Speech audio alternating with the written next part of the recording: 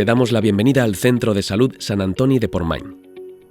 Contamos con un equipo de 59 profesionales, entre ellos médicos, enfermeros, TCAEs, pediatras, fisioterapeutas, matronas, odontólogos, higienistas dentales, trabajador social, psicólogo y personal administrativo que trabajan día a día para el bienestar del paciente.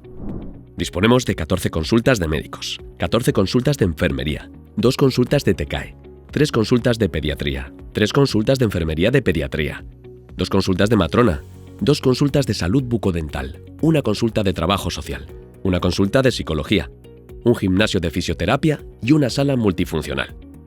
Cada espacio está diseñado para ofrecer una atención integral y cercana. Contamos con una unidad de atención a la mujer integrada dentro del centro, que actúa como referencia para la zona básica de salud de Santa Eulària des Riu y de Sant Josep de sa Talaia. De nuestro centro dependen 3 unidades básicas de salud.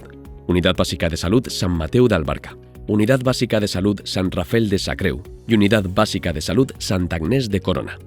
Además de un servicio de urgencias de atención primaria, SUAP, acercando la atención sanitaria a toda la comunidad. En el Centro de Salud Sant Antoni de Portmany estás en tu casa.